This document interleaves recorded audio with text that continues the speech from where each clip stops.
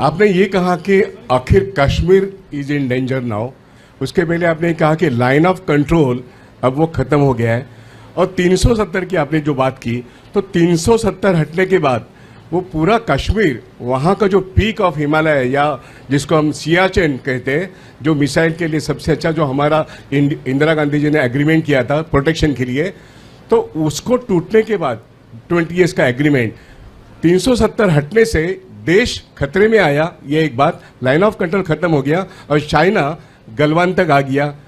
ये कितना रिस्की है, और हमारा सियाचिन वो अब हमारे हाथ में जाएगा या चाइना के हाथ में जाएगा? देखिए, अगर आप नक्शे पे कैजुअली सरसरी तौर पे नज़र मारिए, मैंने अपने दफ्तर में क्या किया है, बड़े बड़े नक्शे जो भी मिलते थे कमर्शियल, मैंने हर एक चीज़ के लगा रखे हैं, जैसे कि मैं देखता रहा हूँ दुनिया में क्या हो रहा है, इधर उधर क्या हो रहा है। That is my job. तो आप ये देखेंगे जो सियाचिन है, it is sandwich today, because एक तो चीन, जैसे मैंने आपसे कहा था, ये हमने जब हम माने नहीं, ये आपको ये थोड़ी सी बात और बताता हूँ मैं, वेरी इंपॉर्टेंट।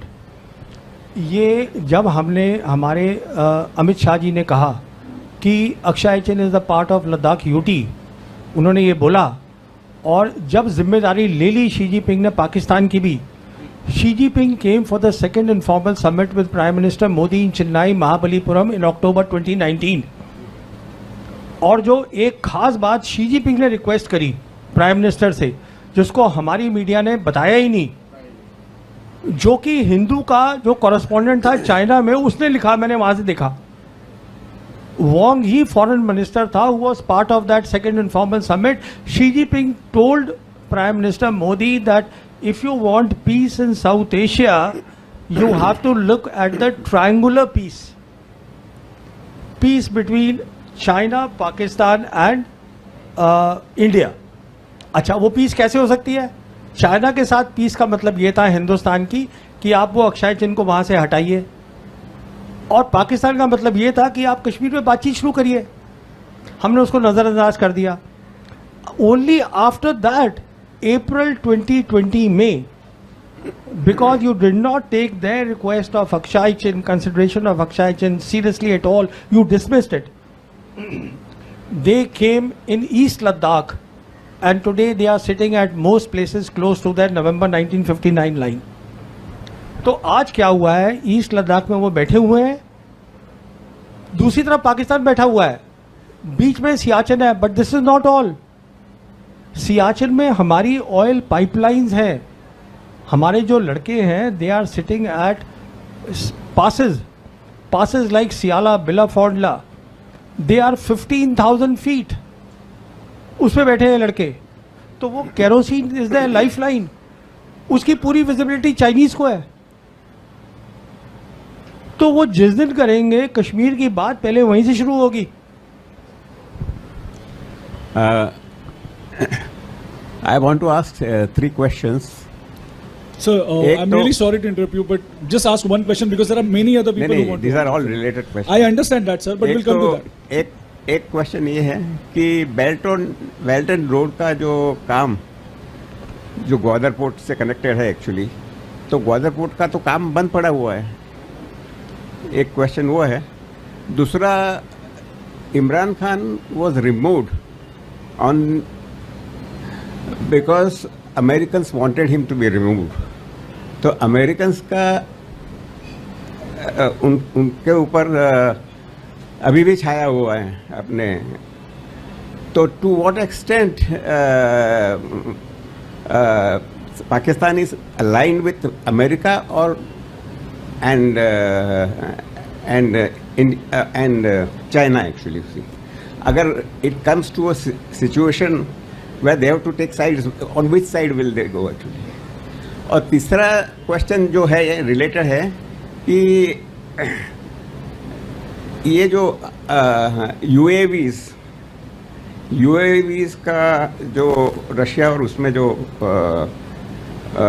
इस्तेमाल हुआ है दोनों साइड से एक्चुअली, हैज़ इट चेंज?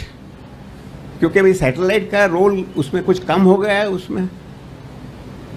अच्छा, देखिए, has it affected the satellite? I've got your questions. Now let me start with the first one very quickly. You know, perhaps you have missed a very important news. वो news ये है कि last year, I think it was November or October, the Chinese Prime Minister Li Qiang and the Pakistan Prime Minister, they inaugurated the Gwadar airport together. And perhaps you missed the news that they have laid a submarine cable from Gwadar to the east coast of Africa, and that goes to Europe. कहने का मतलब ये है, after operation सिंदूर profile बढ़ गई है पाकिस्तान की, China की डोमिनेंस साउथ एशिया में बढ़ गई है. कहने का मतलब ये है, अगर पाकिस्तान आज अपनी गवर्नेंस ठीक कर ले, this is a big if, this is their internal problem. Balochistan is not a military problem. If they can get their governance correct, and that is what the Chinese have been telling them for a long time, then their geopolitics, आप देखिए कहाँ जा रही है. आप वहाँ से खड़े होके ग्वादार से, you see the entire West Asia, what they call Middle East, you see the Central Asian republics, और कश्मीर जो है, अगर आप ध्यान से देखिएगा तो वो सेंट्रल एशियन रिपब्लिक्स के साथ लैंडलॉक्ड है. तो इंडिया को तो वो स्ट्रेटेजिकली बिल्कुल अलग कर सकते हैं. That is the answer to your first question. Second question आपका पॉलिटिकल है, मैं पॉलिटिकल सवालों के जवाब नहीं देता. थर्ड क्वेश्चन आपका है यूएवीज के ऊपर. देखिए, यूएवीज का अलग रोल है, सैटेलाइट का अलग रोल है. They are not aligned, you know, they are entirely different. In fact the future of UAV is artificial intelligence in UAVs where. अच्छा, आपको एक और बात बताऊं. पिछले हफ्ते president Putin has announced that we are now building a army, a robotic army as a separate arm. तो मैंने एक किताब लिखी है, the last war, that came out in 2022, where I have shown a scenario that how the humanoid robots will be there in the battlefield. और ये सब मुकम्मल होगा in the next 2-3 years, because the Chinese and the Americans today are leading in humanoid robots, that along with driverless cars, and the third thing जिसको आप सोच नहीं पाएंगे, Chinese have started a new thing called low earth economy. उसका मतलब ये है कि ज़मीन से लेके और 1 किलोमीटर की हाइट तक, now they are using that for economic purposes like robo taxis, and they are saying that by 2030 this will give them $20 billion. तो देखिए ये क्या होता है टेक्नोलॉजी में. पहले आपको आइडिया चाहिए होता है, इमेजिनेशन चाहिए होती है, then you work on that. That is how you innovate. Chinese are doing it. I have So just please. one question. Do you think suspension of Indus water? Sir mic चालू आहे, जवळ घेऊन बोला फक्त. हां, हाँ. तोंड. I have just one question. Here. Do you think suspension of Indus water treaty is a wrong decision?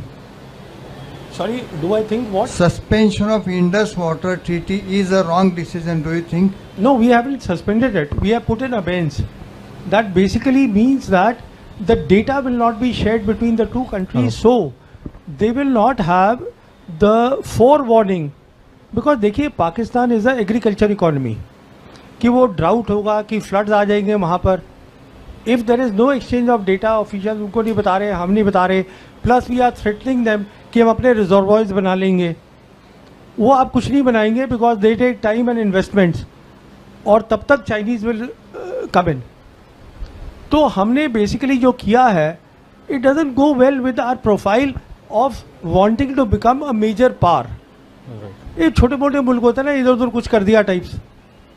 When you are a major power, you have to think big.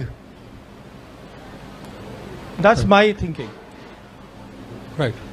So Firoz, basically, I Firoz, think, if you can sit down because we are going live. Oh, sorry, and you're coming in front. sorry. Thank you. No, I thought, okay. No, I think Lavrov coming to India for the RIC is very, very important. India needs to come back on track on the BRICS issue. G7 is not our home actually. That's one part.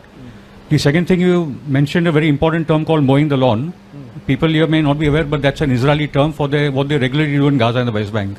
So this Israeli mentality that is coming into our government, that is also a reason for the loss that we faced in the current Sindoor operation. We think that Pakistan is some kind of a Gaza or something. It's not true. The third element, I think we need to go beyond this term of terrorism as a central problem. It is in for the world because we have ISIS and Al-Qaeda ruling in Syria, and those are the terrorists that America has brought into Syria. And the point being that I think it's high time that we realize that what they do in Kashmir to the Lashkar-e-Taibas and the whatever, we are doing with the same thing with the BLA and the Tehrik-e-Taliban over there. So it's a cross-border terrorism on both sides, and it's high time that the peace movement in India spoke on the issue. See, that's all I say. request you to ask question. No, that's all I like. Thank you. It doesn't matter. You know, I just want to make one clarification. See, Sergei Lavrov is not coming for RIC alone. In my assessment, he is coming for the coming visit of President Putin. President Putin is supposed to this year, because we have this agreement that there's a summit meeting alternate, you know, in Moscow and India, in Delhi. So it's President Putin who is supposed to come here, and plus, of course, he's coming here to resolve other issues.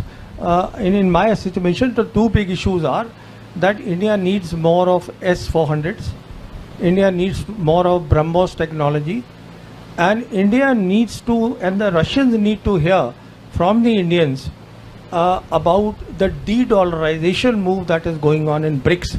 Because as I said, the BRICS summit is there on the 6th-7th July.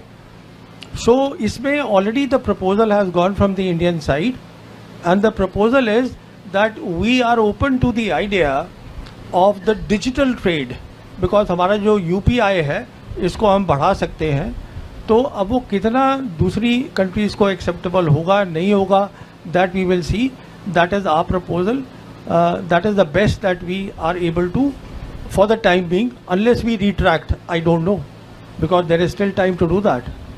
So वो मुझे मालूम नहीं है. और जहाँ तक G7 का सवाल है, देखिए हम G7 के मेंबर नहीं हैं, एंड अगेन यहाँ पर एक हाइप बनाई जा रही है. ये एक G7 के बाद एक ऑब्जर्वर ग्रुप को बुलाया है जिसमें India is not alone. 2 other BRICS members are there. South Africa and Brazil also are invited. So, and in any case, as far as I am concerned, it is no feather in our cap. I'll tell you why. Because today G7 and the EU, they are torn. They are rudderless. उनको पता ही नहीं है वो क्या रहा है. तो why are we going there? BN Kumar. Hi, sir.